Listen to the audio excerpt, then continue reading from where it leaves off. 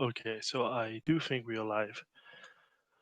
So, hi everyone, and welcome to the fourth episode of the Old Believer series here on the Liturgia YouTube and podcast channel. As you can see, I'm all alone today. Justin couldn't make it. Also, I'm live streaming because, quite frankly, I have some issue with recording software, and it's just been a mess. So I thought, why not try and just simply do a live stream, and if anyone comes they will come, if not simply they can watch it later. So why not, let's try it out. Hopefully you can hear me well, see me well. If anyone even joins, you could maybe write in the chat that everything sounds good and looks good, or good enough, I hope. So either way, today I thought we would speak about the historical context of the time of the reforms and the time preceding the reforms. For those who listened, last time we were speaking about the Stoglav Council of 1551, and what it meant for the Russian Church and for the Old Believers. And today we'll simply speak about the historical context, and especially we will focus on themes like Third Rome, as well as how the Greeks were looked upon in Muscovy during this time.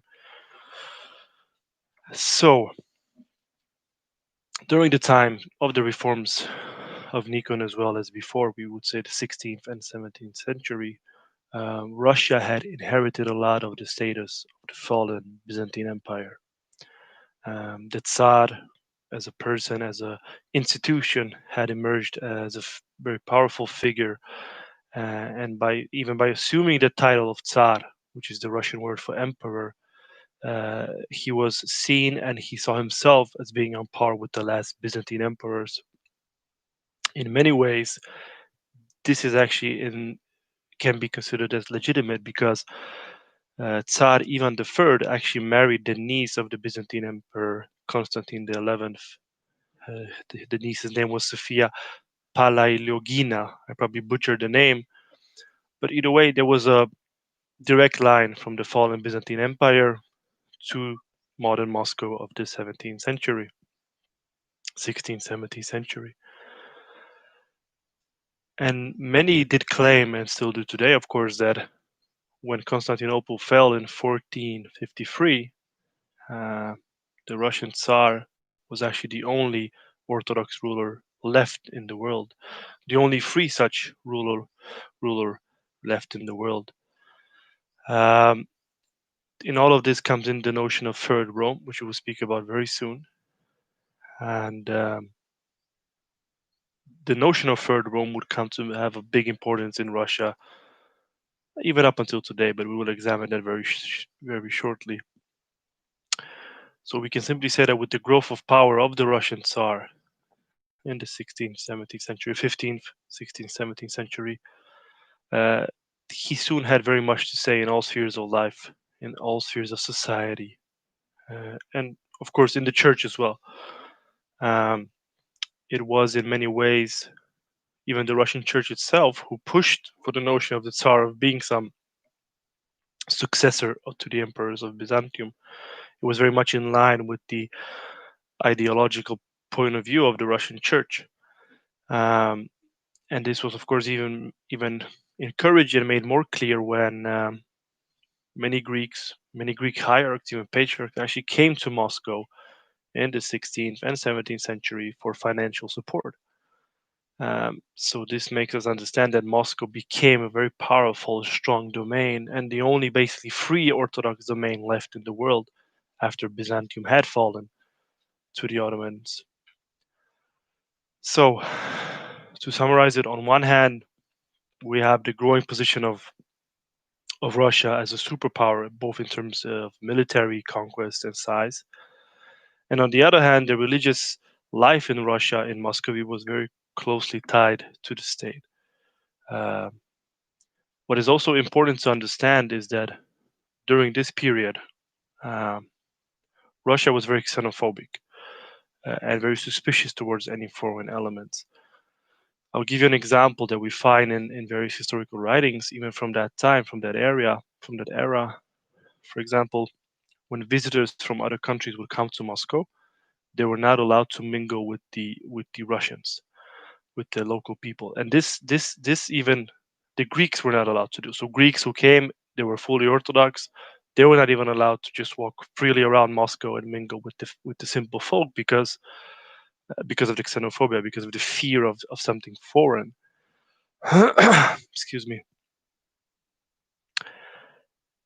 And so around from the 15th century and forwards and onwards, a religious identity strictly bound to the state, the Tsar, and the country was developed. It is during this time that the notion of notions, we would say, of Third Rome and Holy Rus came into fruition. Um, in terms of religion in uh, in Moscow during this time, in Russia during this time, all the non-Orthodox people, whether they be Roman Catholics, Jews, Protestant, Muslims, pagans, atheists, if such even existed, all of them were simply referred to as pogani, pagans.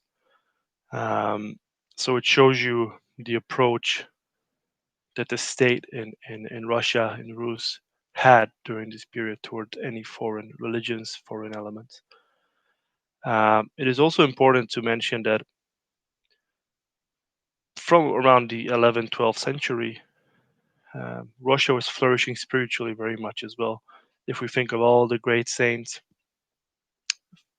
the Russian saints from around the 11th century onwards, and this deep piety even reached the elites and not only the simple people. So you had a very pious, at least on the outside, a very pious society in Muscovy. So with all these things that I've just mentioned, it is very easy to see how somehow a feeling of holiness developed in Muscovy, how among Russians there was a feeling that they were God's chosen people, and even more so after the fall of Constantinople, which only somehow re-emphasized this or emphasized this even more. So as I mentioned, Russia felt that it was God's chosen people. Moscow was being seen as the new capital of Christianity, of Orthodox Christianity in the world, and all of this is important for us in our understanding of the reforms of Nikon for one simple reason: the reformers actually went against this. So this development that we saw in Russia for the centuries prior, before the reforms, now the reformers all of a sudden question. And why did they question it? Because they simply said that Russia's faith and Russia's practices had some errors, while the Greeks and their faith did not. So this is, in many ways, they went against their own national identity, their national somehow ideology, so to speak. And this is very important to remember. Let us now move on to the notion of Third Rome. I think it's important we just briefly examine actually what Third Rome is. I think most of you are well aware what it is. Uh, so Third Rome is a theological, social, and political concept of Moscow, or actually of whole Russia, as Third Rome, meaning simply the successor of First Rome, of course Rome, Second Rome, and which is then Constantinople, and as a capital of the Christian world. Uh, this means that this theory presumes that Moscow is the capital of the Christian world, and that Tsar is the supreme sovereign of all Orthodox Christians in the world, and a stout defender of Orthodox Christianity. I just said that it's a theological concept as well as political and social. I personally would claim that it's actually much more social and political. There's not a lot of spiritual nuances in this ideology, at least in my opinion. But at that time, it was definitely seen as spiritual as well. So this whole ideology of Third Rome led to the Tsar being seen as a chosen by God autocrat, and even to some degree of theocratic leader chosen by God. And we see this continuation from the Byzantine period where the church almost deified the emperor, for those of you who are familiar with that time period. And we saw continuation of that in Rus, in Muscovy Rus. Um, and There was also an argument that the unity of the church is fulfilled and somehow justified by having an Orthodox capital and an Orthodox emperor. So again, the whole Byzantine understanding of the emperors being essential in church life. As we mentioned before, there was a continuation through the marriage of Tsar Ivan III with the niece of the Byzantine Empire. So this inheritance somehow from the Byzantine Empire was seen everywhere. And even if we think about the imperial seal of Rus, of Moscow Rus, it is the two-headed eagle, which is of course a copy of the Byzantine one. So this inherent inheritance is was clearly seen, and this claim that we are now the new Rome, the third Rome, the old one has fallen, was very clear during especially the 16th and 17th century.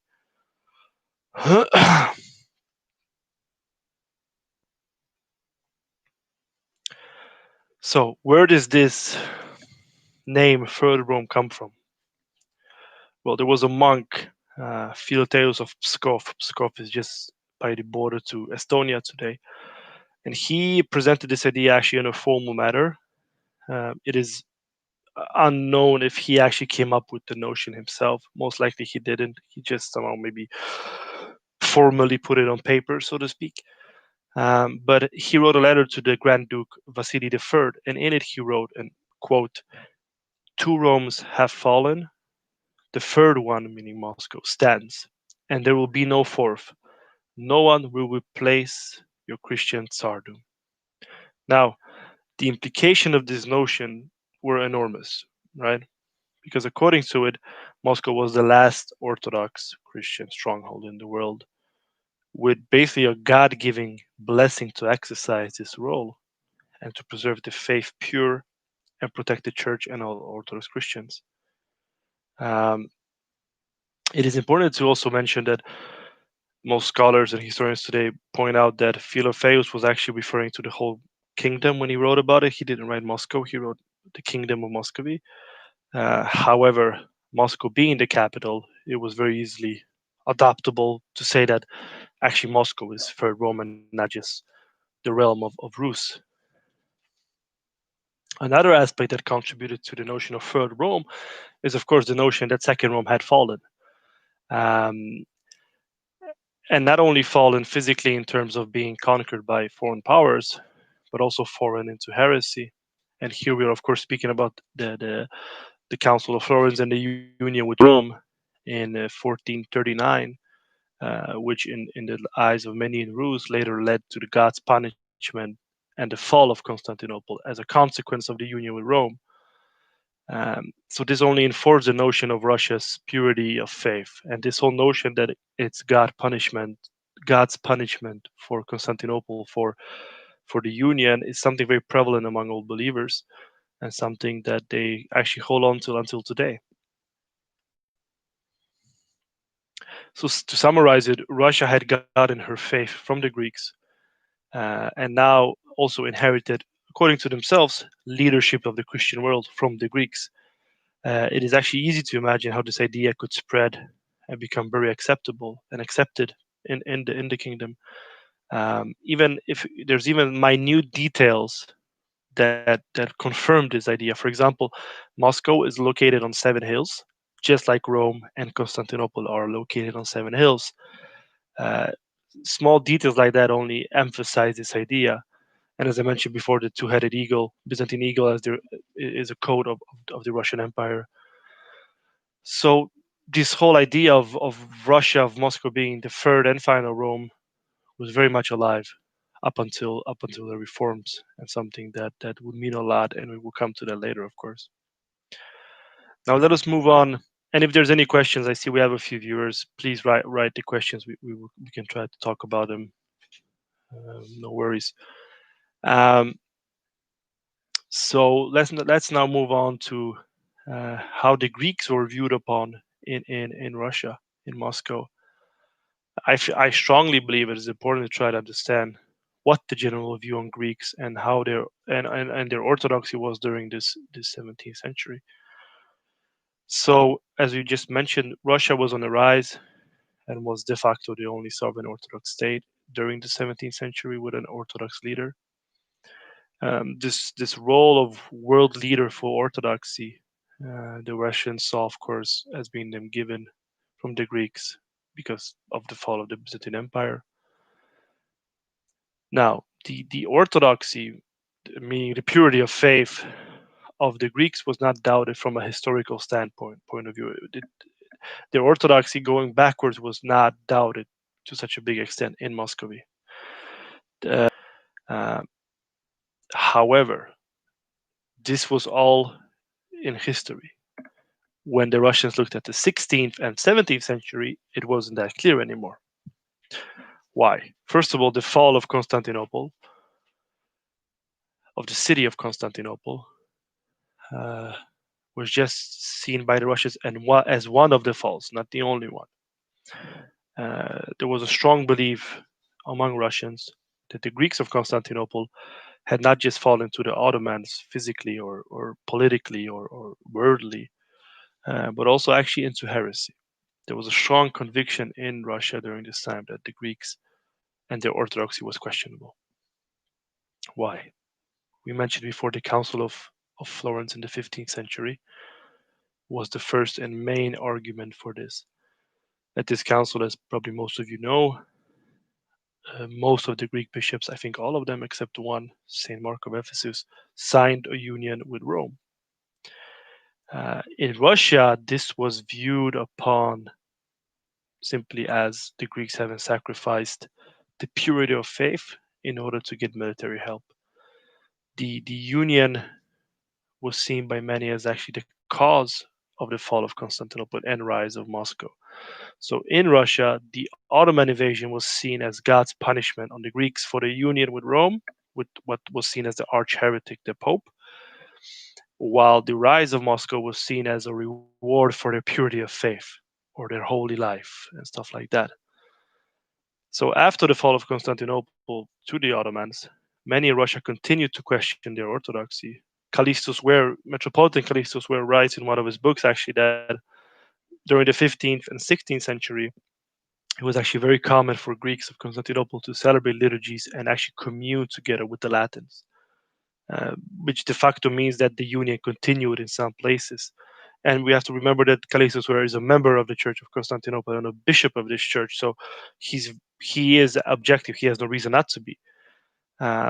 So this is very interesting that in the 15th, 16th century, this intercommunion continued, and this was, of course, known in Moscow.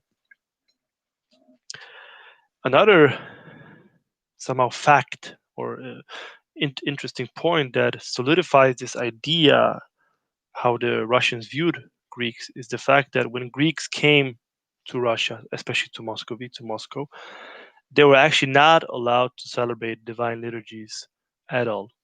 And the Russians were not allowed to celebrate with the Greeks of Constantinople at all when they came and visited. This due to their too close, it was seen, affiliation with not just the Roman Catholics but actually the Muslims. It was a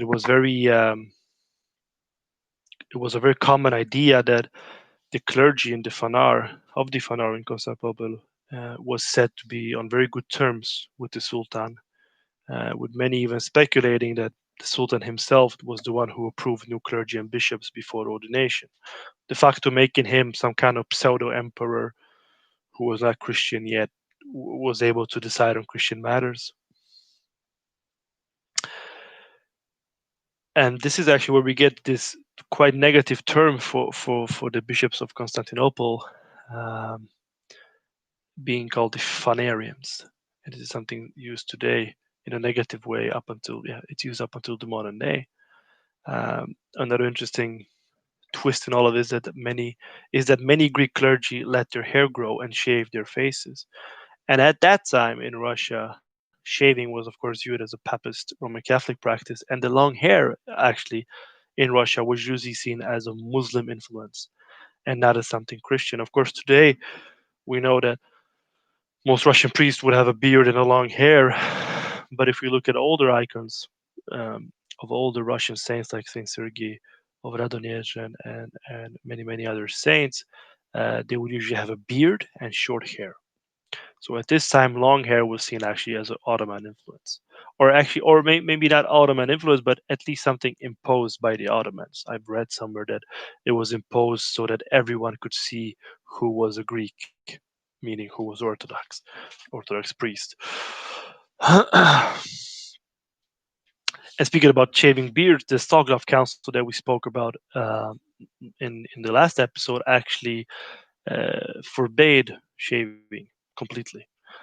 Not just for clergy, it just forbade shaving for Christians, which also then explains for us this negative view on this practice. When the Greeks would visit Russia, they would be shaved, priests, bishops, and of course the Russians would react.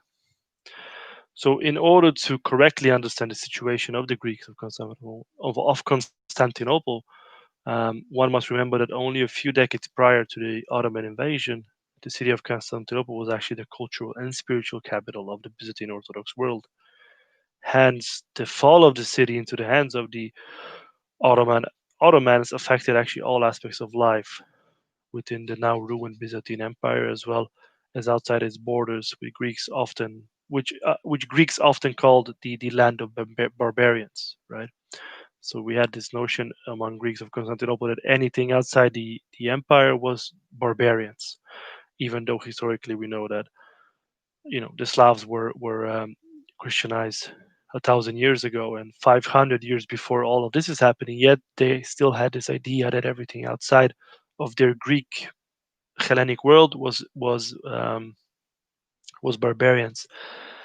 Um, and this notion actually of Rus, of Moscow, of Muscovy being the land of the barbarians, was something that remained in essence with the Greeks, and it was something actually that the Russians did everything they could to counter by showing that they now actually were the sole defenders of Orthodoxy.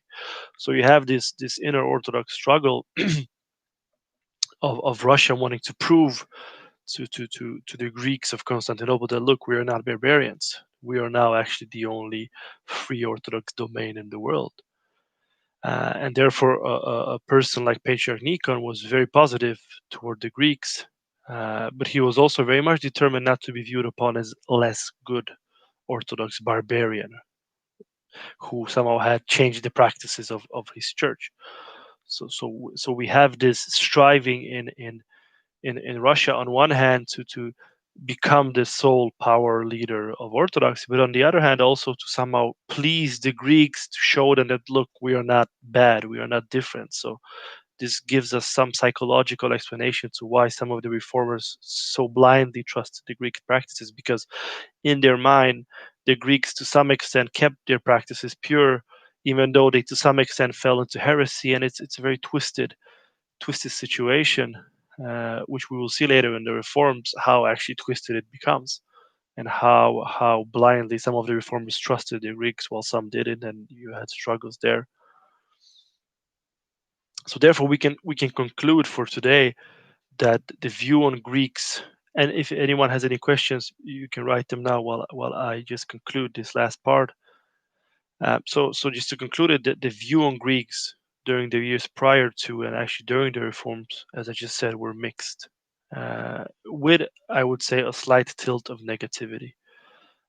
While there was, of course, complete authority given to the Greek church fathers and all the saints, there were serious doubts about the contemporary status of the Greeks.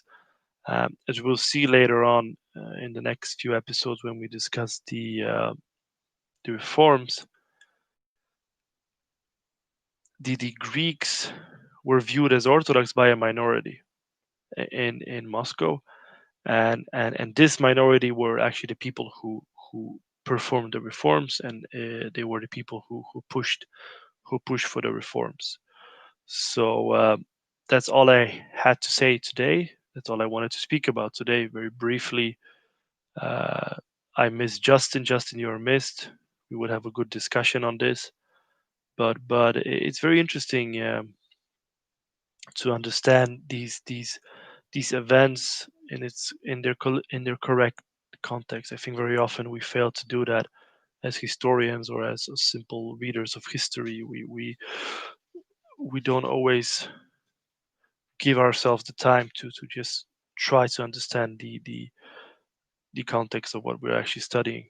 So that's all from the fourth episode of the Old Believer series. And next time we will start to speak about the persons involved in the reforms. We will speak about the Tsar. We will speak about Patriarch Nikon. We will probably speak about Protopope Avvakum. So I think these episodes will just get more and more interesting, and they will deal more and more specifically with the reforms. So as I see there are no questions, which is which is also maybe good. Thank you all for watching. Those who joined me live and those who will watch this afterwards. God bless you all, and hopefully see you soon again. Spasi Christos.